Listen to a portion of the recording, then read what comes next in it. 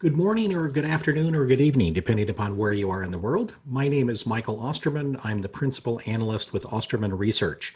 We're here today to discuss key issues to consider in endpoint security. I'm here today with Sergey Goncharenko, a product manager with Quest Software. Sergey, welcome to the webinar. Thank you, Michael. Hi, everyone. It's a pleasure to have you here. So a little bit about Osterman Research, just so you understand our perspective in this. We're an independent market research and consulting firm, and our focus really is on the way that people communicate or collaborate in the workplace. And so we focus very heavily on security, as well as other issues like archiving, encryption, content management, and so forth. We have a very strong emphasis on primary research. We'll be going through some of that here today that we did recently for a survey and a white paper on endpoint security. The company is about 19 years old, and we're located in Western Washington. So certainly the impact of ransomware is enormous. I mean, we've all heard about ransomware. It was huge in 2016, dropped off somewhat in 2017 and 2018, and really made a comeback in 2019. We've seen enormous numbers of ransomware attacks, particularly against government, but really across all industries. In the survey that we did over the previous 12 months, about a third of all organizations were very heavily impacted by ransomware to one degree or another. In most cases, the infection was really just limited to the endpoints that triggered the infection, but we did find in some situations that it really impacted every device on the network. That's rare, but it certainly does happen. Sergey, what trends are you seeing in terms of the customers that you speak with regard to ransomware? Yeah, so thank you. So the most recent trend that we are seeing is that besides encrypting all of the data, bad actors may actually steal some of the data, and that's extremely dangerous. So that not only resilience is important using disaster recovery solutions, but collecting telemetry from endpoints becoming more important, because this way you can see developing in the early stage and prevent from happening. Or if in case it happened, having telemetry from endpoints, you can see if someone is trying to exfiltrate the data. So that's a trend that we're seeing with ransomware as well. Yeah, good point. And we have seen situations, and a growing number of them, where if people decide not to pay the ransom, the bad actor threatens to post their information openly on the web. And so in the context of things like GDPR, the California Consumer Privacy Act, and so forth, those can really be very serious compliance issues as well as security issues. The distribution of malicious emails, it really is all over the map. We found in the survey that about 38% of the malicious emails received by the organizations we surveyed, the 38% of the emails that were received contained some sort of a malicious URL. It's a link in a phishing email, for example. A less common mechanism is to use a malicious file attachment. That used to be much more common. We don't see it as much anymore. We see links used much more often. We also see a lot of emails that have URLs with credential theft mechanisms, but without any malware attached. And then we also see a growing number of business email compromise emails. There's no malicious URL, there's no malicious attachment. It's just a request to do something. And very often, because of account takeovers, particularly in platforms like Office 365, we see a lot of business email compromise attacks that are really much more difficult to detect because they're coming from valid email accounts. And then we see in 1 out of 10 emails a variety of other distribution mechanisms and other threat mechanisms. We do see, though, that growing proportion employing fileless attacks. BEC is very definitely on the rise, as are URLs with credential theft mechanisms. It's also important to understand the various importance of endpoint capabilities. We found, for example, that decision makers and influencers really consider a wide range of endpoint capabilities to be at least somewhat important in their organizations. As you can see here, antivirus, the very traditional types of AV that are installed on endpoints, is considered very important by decision makers, as is security awareness training for employees, endpoint detection and response solutions, backup and recovery solutions, and so forth. We do see less importance placed on things like CASB, Cloud Application Security Brokers, things like web browser isolation, application control solutions, and so forth. Certainly, these are going to become more important over time, but we don't see them quite as important now. And Sergey, I wanted to ask you about this as well. What are you seeing in terms of the customers, in terms of what they find most important with regard to endpoint capabilities? Well, yeah, as you mentioned in your survey, you see that antivirus is still the most important technology, but just the other day I read a great article from FireEye on one of the recent ransomware that they analyzed, and what the thing is capable of doing, it's actually, first of all, they are selling it as a SaaS, so that you purchase it in the cloud, and then you have a payload which is customized every moment you download it, so that signature is always changing, and no antivirus nowadays are capable of combating this type of bad programs. So you have to adjust to this trend of guys trying to evade antiviruses. And to do that, you have to collect a lot of other different telemetry. And we see customers gravitating towards collecting data from workstations more and more, and protecting them by using some more advanced technologies such as EDRs. Yeah, and that's a great point. We found in the research that a lot of organizations, as you can see here, are depending very heavily on antivirus. They consider it to be very important, but it's really not nearly as effective as it used to be. The best stats we've seen are that antivirus is effective maybe 20 to 30% of the time. It's just not an effective endpoint defense anymore. We also looked at the abilities for compromised accounts and what organizations can do if they do have something like an account takeover or some other type of compromised account. We found that for internal threats that will use these types of compromised email accounts to launch attacks, the capabilities are lacking in a lot of cases. We found, for example, that only 79% of organizations can identify which email account is actually being compromised in the organization. Only 74% can detect internal threats post-delivery of an email attack. Only 70% can immediately remediate the incident, like removing any malicious email from victims' inboxes. So, certainly we see a lot of capabilities lacking. Many organizations can do a variety of things, but a large percentage can't. And so if they do experience something like an account takeover, there's not a lot that they can do right now, given their current security infrastructure. We also asked about effectiveness in key areas. Basically how effective are the security infrastructures for detecting, major types of malicious activity, various attacks, and so forth. And basically, only 39 to 45% of organizations surveyed, they lack endpoint detection and protection capabilities. For example, only 61% can respond to threats with real-time alerts. 58% have the ability to watch for unauthorized or suspect user activity. So there are a lot of areas where organizations today are lacking in the context of their endpoint security infrastructure. Sergey, what types of user activity should customers be looking for in their endpoints today? Well, thank you for the question. So also just recently I saw a nice piece of material from MITRE analysts on the recent evaluations that they did for different EDR software vendors. And what they found out is that more telemetry, more different data sources you have, better you prepare to answer the question whether it's a real threat or something that should be ignored. So really you should have best ability to see on the situation from different angles. What we will usually emphasize importance of collecting PowerShell logs. That's the number one medium for performing an attack nowadays, and process tracking as well, because ability to track what process being launched on endpoints is extremely important. Yeah, good point. So talking about collecting and storing endpoint log data, we asked decision makers and influencers, how much of a challenge or a problem is collecting and storing endpoint log data for each endpoint? And what we found is that 76% told us that finding log management, or they find log management problematic to varying degrees. We found only 24% of the organizations we surveyed said, it's no problem at all to collect this data.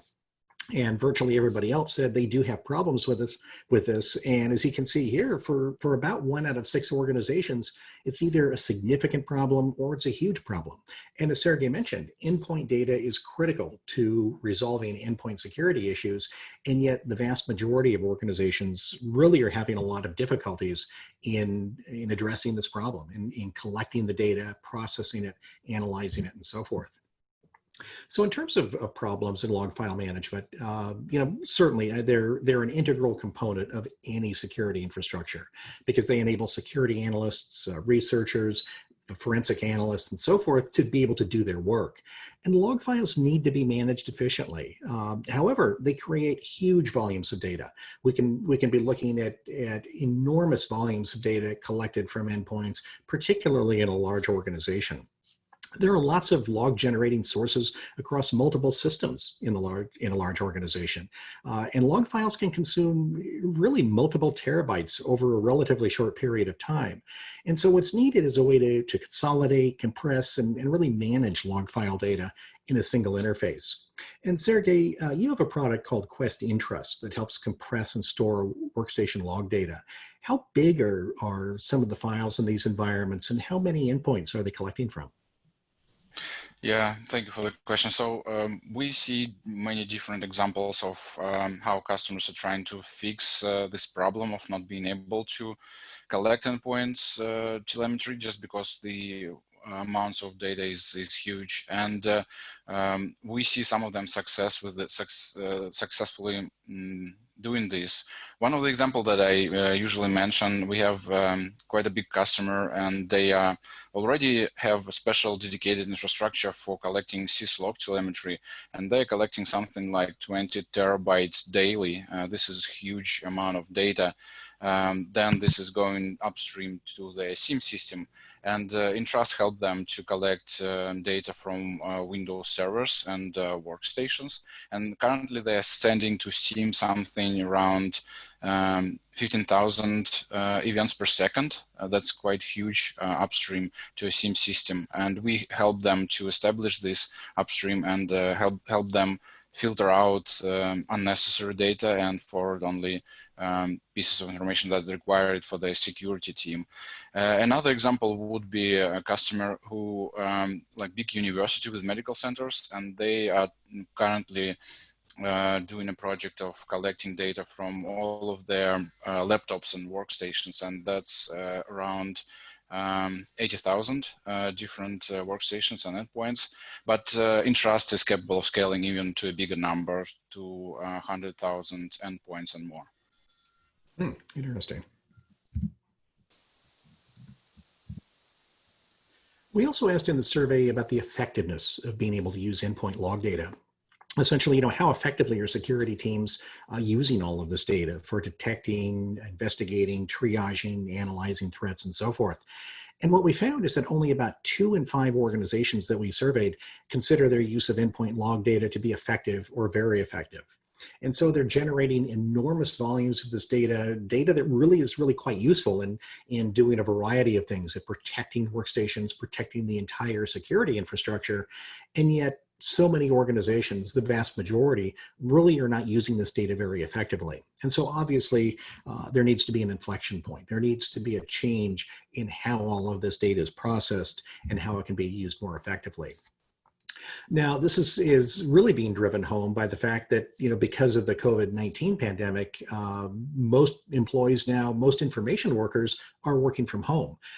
We did a major survey in early April, and we asked organizations about, how things had changed from the work from home orders, the lockdowns and so forth.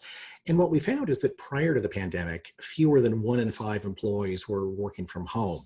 We found only 18% were, and even a lot of these employees were working only part-time from home. They'd work maybe 2 days from home, 3 days in an office. We find now, though, that 80% of employees are now working from home. And so this has created really some fundamental shifts in the way that security is managed, and certainly in the context of archiving data and backup. But security really has been the #1 challenge for most organizations. When employees were forced to work from home, a lot of security decision makers had never really considered what about the security of the employees' home routers that they're now going to be using for, for accessing corporate networks? What about the security infrastructure we have in place on their own desktops and laptops and so forth? So this has created a security nightmare for a lot of organizations because the attack surface is now so much greater, and because a lot of best practices simply weren't being followed. A lot of employees, for example, are still using default passwords on their home router. So things that are very easy for bad actors to penetrate, and particularly because we've now got such an enormous volume of corporate data that's being sent across residential networks and across a home infrastructure, that's created really a nightmare scenario for a lot of organizations. And so in the context of work from home and the whole demand for log management, what we find is that remote log auditing and tools that enable log management for all of the tools that are in use in the organization are absolutely essential. That's something that's a best practice that's not being followed by a lot of organizations, but it's something that they really need to consider very seriously and implement as soon as possible. It's particularly important, given the sudden work from home environment. It was critical before; it's even more critical now. And so, because millions of employees are now working from home, some are using their employers' endpoints, but most really are using their own. They're using their own mobile devices, desktops, laptops, and so forth. And a lot are using new tools. We've seen, for example, an explosion in the use of Zoom, which, ironically we're using today, but it's not as secure as some of the other tools out there. And so, when we're seeing tens of millions of new users on a tool that security really hasn't investigated very thoroughly, that can create a security nightmare for most organizations. And so remote log auditing is absolutely essential to ensure that unauthorized access to, data leaks and so forth are not occurring. And again, I mentioned GDPR and the California Consumer Privacy Act earlier. Those are really critical issues because data breaches now carry with them significantly greater fines. We've seen this all along with data breaches, but now the penalties really have increased dramatically over the last couple of years, and we're now working in an environment where data breaches can be much more common. So in summary, endpoint protection has to be a key component in an overall security strategy. Organizations absolutely have to focus very highly on endpoint protection, but it really can be only one strand that's complemented with cloud security, network security, and physical security, among other types. And so an overall security strategy really needs to be created and defined in light of an enterprise-wide risk assessment for the organization. So that concludes my part of the presentation. We would like to encourage you to ask questions in the interface. Just click on the Q&A button at the top of your screen, and we'll get to as many of your questions as we can by the end of the event. Sergey, the floor is yours. Yeah, thank you, Michael, and thank you for providing this opportunity to us to talk about central log management solution and how Quest can help you solve these issues with remote workforce and collecting endpoint telemetry from all of these places. And that's extremely important. And despite that, there are a lot of different data sources. I already talked about the fact that MITRE and some other organizations identified that providing more data sources for same set of events from endpoint is extremely important in being able to finally say whether it's suspicious activity or something benign and should be ignored. So by adding more and more data sources, that actually creates a problem for a lot of customers that we are talking to in terms of collecting all of this into a central location. Historically, SIEMs have been used for that, but more data trying to aggregate into a SIEM, more problem it causes because it slow down the overall performance of the SIEM. Some SIEMs are not designed really to accumulate huge volumes of information. As I already mentioned, some of our customers are using some other middleware clusters that load balance the load for a SIEM. But even if you manage to accumulate all of this load into a SIEM system, the problem is then to make good use of it. And a lot of professionals recommend to have central log management layer in front of a SIEM that can help filter out all of these events, all of this telemetry, and send to SIEM only important information, because realistically you cannot manage selective telemetry collection from all of the different data sources. You just don't have time going to all of these endpoints and configuring which events should go to a SIEM and which shouldn't. That's not realistic approach. So it's much better to have a central log management that can do this for you. And what we also identified is that adding endpoints and workstations and laptops to this picture almost cost prohibitive situation for a lot of our customers, because this requires for them to double their SIEM capacity, if not more. And that's almost cost prohibitive, and nobody were doing this before. But importance of this endpoint telemetry growing more and more, and with the help of Quest and Trust, we think we can help our customers solve this issue and provide this middle layer that can accumulate any volume of telemetry and then send selectively information to a SIEM system. So Michael, if you can advance the slide. And let's talk about the product that we're talking about right now. So Trust is a central log management system. Obviously, it's useful not only because of the fact that you can aggregate vast amount of information in it and send to a SIEM, but also because of the fact that you have this middleware sitting in front of a SIEM system. You can use it for some other tasks, such as compliance reports for external or internal auditors, and you don't have to use SIEM for that. And probably that's just another topic for a security team to be able to provide an access for external auditors. That's not that easy to do, but with middle central log management system, that's much easier to do. We have real-time alerting, and that's also different if you compare with the current and modern SIEMs.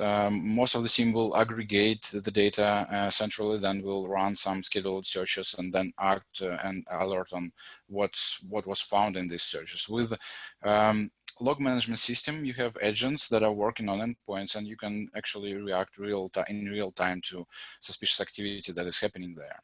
And Trust has a very efficient storage inside.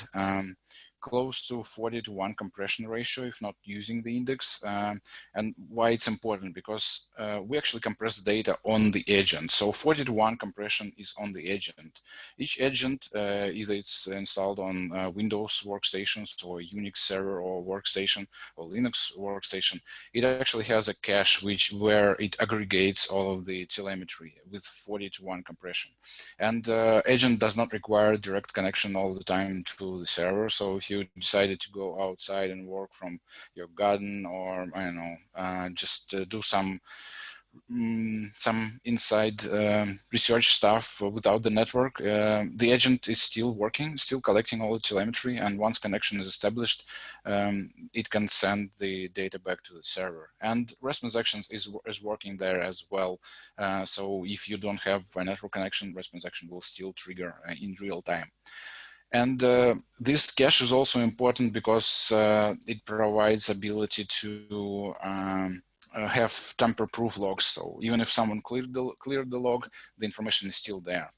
So with respect to workstations, what are we really talking about here? So I already talked about PowerShell and the importance of collecting PowerShell logs and process tracking, but Trust agent also have this logon session tracking. And what it does is it essentially creates display time type of reporting for you. You can see if someone was actually physically present in front of a laptop while some activity has happened. And that's usually a piece of information that is extremely important for a security researcher, because when you have some telemetry that indicates certain wrongdoing, you definitely want to know whether some employee was working in front of this laptop, or it was happening behind the curtain. Someone was working not in the active session, but from the command prompt from PowerShell or from some remote server that is connected to a Trojan or something like that.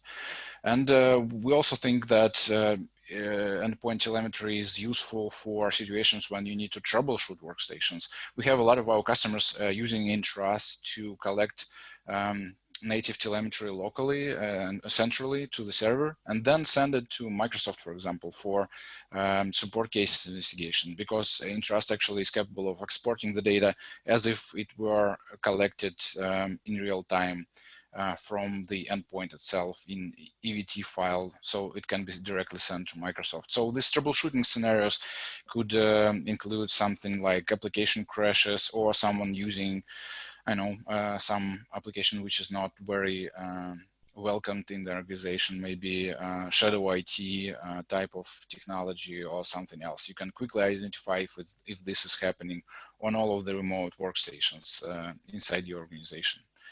Michael, could you advance the slide? So when we're talking about using all these capabilities to collect vast amount of information and integrate to SIEM, what we're talking about here. So as I already mentioned, Intras supports quite huge throughput to a single server. You can send up to 60,000 events per second to one Intras server, and if we take just like something like 1 kilobyte per event, this translates to 5 billion raw events per day, or 5 terabytes of raw data. That's a humongous amount of data that realistically cannot easily fit into any SIEM. So what Intras is capable of doing, it can compress this data to up to something like 100 gigabytes in Intras repository with 40:1 compression. And we usually tell our customers that it's 20:1 because we have index for full text fast and full text search. But you can disable it if you need to have better compression. It doesn't necessarily mean that you won't be able to search. You will still be able to search and perform full text search on a repository, but just with slightly reduced speed of it. And then you can select which type of information you're actually sending to a SIEM. We have a predefined set of filters for threat hunting capability. For example, you can select, you can talk to your security team and identify pieces of information that is important for them. Let's say they identified a process tracking as an important telemetry. So you can just click a checkbox in our interface and send these and only these logs to your SIEM system. Or maybe they identified authentication as being important. You can just click this filter and it will be sent to a SIEM system. And by doing that, you can have up to 500% ROI over 6 years. We have a very convenient ROI calculator on our website, so I would definitely encourage everyone to check it out. And by doing that, you actually have now meaningful data in your SIEM and ROI, and you can plan accordingly. You can now dedicate some of the budget towards more important part of the cybersecurity resilience. For example, Michael in his report identified educating end users as being a very important activity. Definitely, that's something which should be and could be easily improved in any organization. You know, something like cybersecurity awareness trainings, trainings about phishing attacks and how to distinguish how to detect them in the corporate email flow. That's extremely important. And by reducing the burden that you have to rely on your SIEM by using central log management, you can achieve ROI and spend some of the budget towards this more important training stuff. And training security team is also important. They have to understand what they're actually looking to. So, and let's talk a little bit about modern days and situation when a lot of people are working remotely and from home. We see that this caused a lot of issues for some of our customers who are now working from home, and they want these remote laptops to connect through VPN. Sometimes it's not working very reliably. So recommendation usually is to reduce amount of people who are connecting from through VPN to corporate networks, and maybe organize their work around some cloud infrastructure. Maybe it's Azure IaaS infrastructure, maybe it's Office 365 or other SaaS solutions, so that they don't have actually to log in inside a network to perform the day-to-day activity. But when you do this, you're actually blocking a lot of the laptops from central data center technologies, and Entrust is part of it. If you deployed Entrust and it's collecting the data, it's not seeing these agents anymore. But luckily for Entrust, we actually have a capability to enable this connection back. There is Entrust server requires just one TCP port to be opened on a firewall, and then all of these agents can talk to the server. And Entrust does not require agents to be contacted by a server, so only the inbound connection is necessary. So all of these endpoints actually can work behind the home routers, some other NAT devices. It doesn't really matter what you are using to connect to internet. As long as you have connection to this TCP port, these agents can send data and telemetry to the central Entrust server. And this port also doesn't have authentication, which is tied to local Active Directory. So it's a special encrypted channel which agent and server establishes, almost like VPN, but we also compress the data inside it.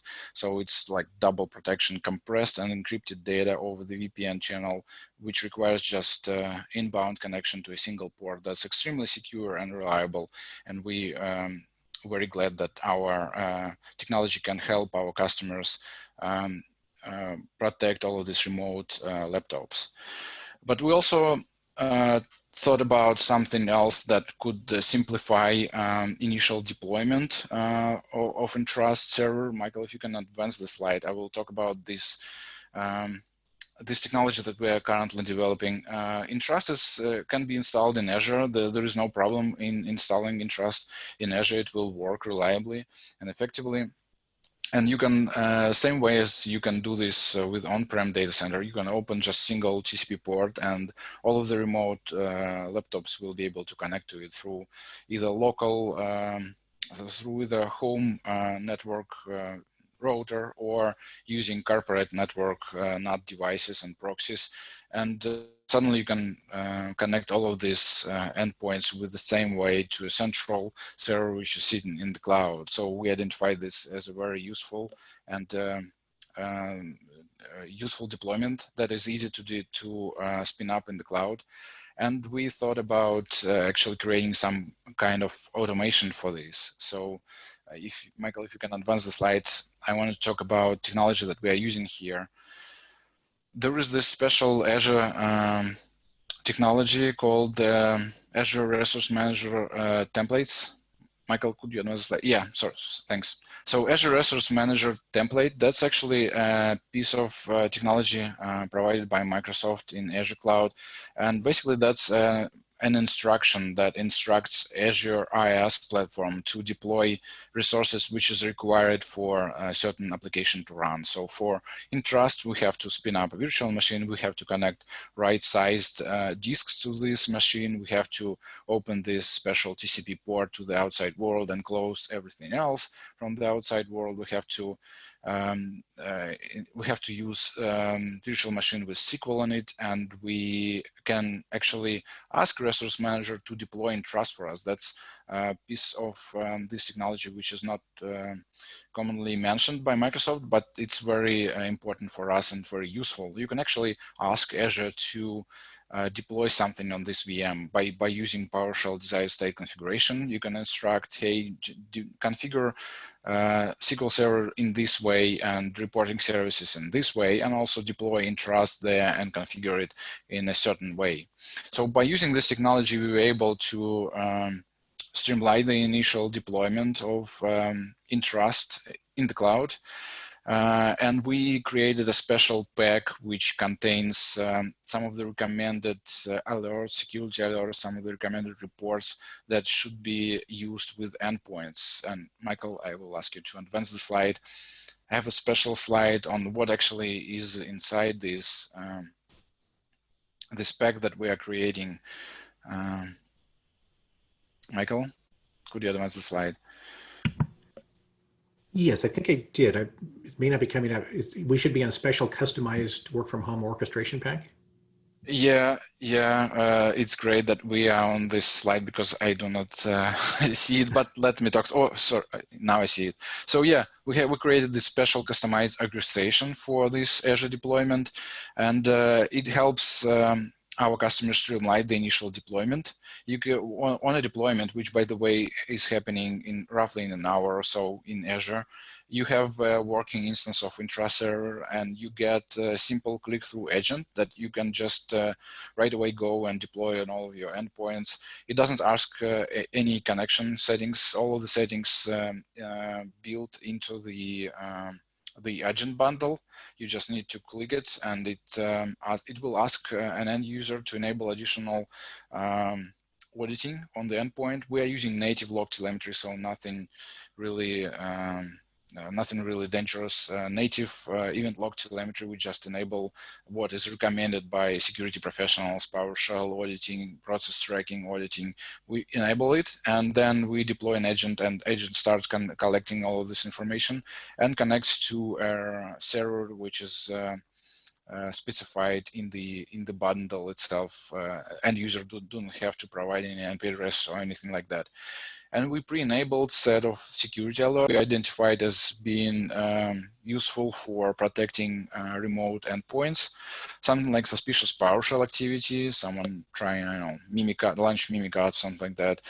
Someone trying to enable a guest account or add some local account to an admin group, or maybe some real threat happening, some real Trojan or malware trying to execute an endpoint. And in this case, we have suspicious process activity alert. We combined a lot of the different indicators of compromise into this rule. For example, something that is trying to play with the volume shadow copy is known to be dangerous, and usually ransomware is doing that to prevent the victim from being able to restore the endpoint. So we can quickly identify that someone is trying to delete volume shadow copies and it's not an admin, so we can fire an alert on that. Or for example, when someone is launching an exe file executable from user's temp folder, or when someone is trying to launch suspicious activity under a system account, for example, we can quickly identify this, and suspicious process activity will fire in this case. We also pre-enabled data collection, so there is no need to specify what to collect. And as I already mentioned, Intras have 40-to-1 compression ratio, which is unmatched on the market, and you can afford collecting everything to this server. We can collect all the telemetry from the endpoint to the central repository, and then you can later search through this. And we also pre-enabled some of the reports, for example, on this logon sessions, as I mentioned, whenever someone was actually actively presently working in front of a laptop. This could be used for productivity as well. You can see how many hours someone spent in front of their laptop, but that's also useful for situations when you need to identify if some activity happened during your employee actually actively present in front of a laptop or not. And there is also security alert reports bundled in this package as well. And we also try to estimate costs of running this and storing this massive amount of telemetry in the cloud. So we identified Azure Premium SSD 16 terabytes as being something that will hold 1 year worth of data for 10,000 endpoints. And we estimated that this will cost something like 20 cents per machine, so per month, monthly cost for storage. But of course, that's only storage. You have to take into account costs for the actual virtual machine which is running intra-server, but that's usually neglectable compared to storage costs and in ingress costs for network and this kind of stuff. And needless to say, I wanted to emphasize this yet again, that our agent on the endpoint compresses the data, so the data that you are sending to the cloud is actually reduced. And there is also a way to connect to this intra-server in the cloud and download all of the data back to on-prem data center. And again, this will be compressed, so the amount of data you're actually collecting and downloading will be significantly less than what you would have expected from some other systems that are collecting raw data. We already talked about the fact that 5 terabytes of data can be compressed to 100 gigabytes. So in reality, you would download something like 100 gigabytes on-prem, and this will hold like half a year worth of data for a lot of workstations in your environment. So Michael, if you can advance the slide, we can talk about some of the UIs, user interfaces that is available with our product. First of this is IT security search. That's user interface that we designed specifically for everyone who is familiar with Google and how Google works. And you can use it almost like Google. You just open and it presents you with the search prompt. You just type anything you want to search in the telemetry, and we will do full text search among all the data, among all of the fields that is available in Trust repository. You can, for example, search for someone who is using Zoom in your infrastructure, and it's very easy. You just type Zoom XZ and that's it. And we will find all the relevant information that is available in a repository for this executable. Or you can also search for something like Evernote and find someone who is using, for example, Evernote, while you identified Office 365 as being the correct tool to use for productivity. And you can find if someone is trying to use TeamViewer or some other shadow IT tools in your among all of the laptops that are connecting to your data to your corporate resources. Michael, could you advance the slide? And besides being able to search through all of the data, of course, you have security alerts from Entrust. We already talked about the fact that we pre-enabled some of the most important alerts in this orchestration that we are doing for work from home project. For example, this is an alert that you would see when someone is trying to do something suspicious process activity alert being triggered. And in this particular case, the product identified that someone was trying to use PS exec to launch CMD.exe from the system account. That's extremely dangerous.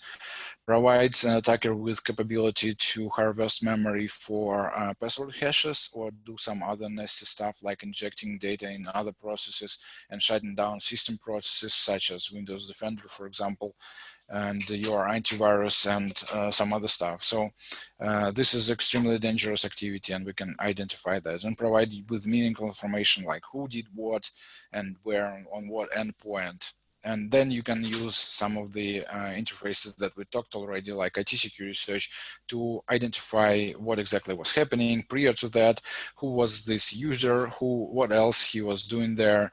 As I already mentioned, a lot of the security researchers identify availability of different data sources as extremely important. Being able to see the same situation from different perspective, from different angles is extremely important. For example, here you can see like the full command line. From another telemetry, you would see that PS exec just launched, and that's it. So it provides just piece of information, but if you see it from the other angle, from other data source, such as this advanced process tracking telemetry, you can see the actual command line. And for example, if you combine this with, let's say, sysmon logs, for example, you can see also networking activity happening at the same time with the same process, and this provides you with additional telemetry that could help you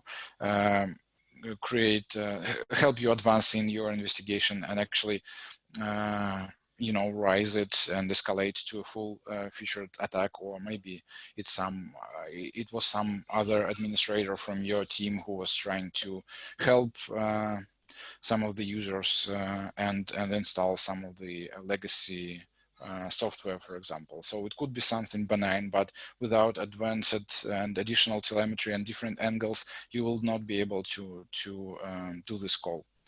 Michael, could you advance the slide?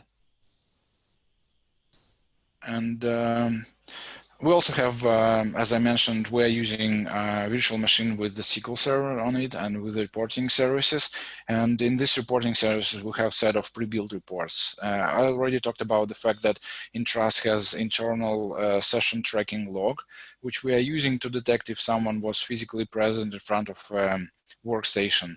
And by using this log, we can actually identify how much time he was actively working.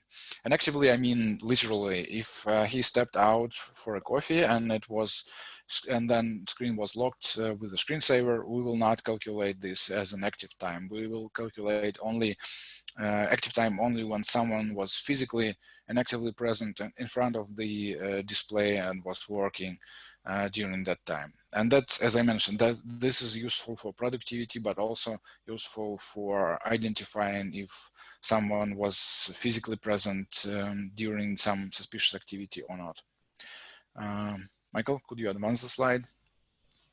And that concludes my presentation about Entrust. You can find additional information on quest.com/Entrust.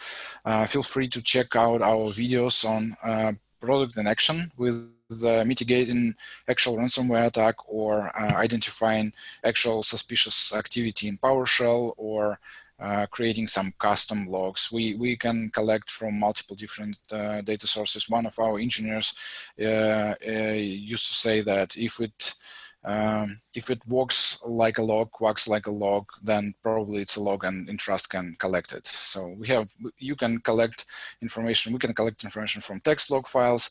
And even if there is no log at all, we have a number of scripted data sources. You can launch a script, identify certain activity, and create an event on the fly. And then you can act on this event and launch a response and disable a user, for example. Like in this video that we are displaying here with ransomware attack mitigation, we are using change order of file activity events, and then we doing real-time response action to block a user and kill the actual process that is encrypting files. And by doing this, we can effectively stop encryption by ransomware. So I think that's it. Thank you for your attention. Thank you for your time. Michael, I hand all this over to you. Well, Sergey, thank you very much for a great presentation. Question come in. This comes from Matt. He asked, in a pure cloud or hybrid cloud environment with a distributed workforce, visibility to early warning signs and threats is much more challenging. Therefore, is it critical to have endpoints communicate security alerts to firewalls to protect corporate data? I don't think I fully understand the question. So normally when you're working inside a perimeter, you have a firewall. But as I already mentioned, for example, in Trust, we require just outbound connections. So firewall usually is not a problem for us at all. And firewalls themselves are extremely important. Entrust, by collecting native telemetry from Windows Workstation, can collect Windows firewall logs, for example. So we can say if some network connection was established or allowed based on firewall rules or blocked based on firewall rules. So this telemetry is important, but Entrust also is capable of collecting telemetry from other proxy devices, from Cisco, for example. If a proxy device can send, proxy and firewall device can send data using syslog, Entrust can collect this information and store in a repository. Yeah, but I don't think I follow completely the question. So if a problem with the, if it's a question around being unable to send the telemetry, then I think I already answered this. For Entrust agent, this is usually not a problem. We do not require a direct connection from agent to a server, just outbound packets to the dedicated TCP port, and that's it. Okay, very good. Well, that's all the questions that we had. Sergey, thank you very much for participating with us today. And I'd like to thank everybody who was on the webinar today. We will have a replay of this available no later than tomorrow. That concludes the webinar. Thank you very much. Thank you everyone for your time.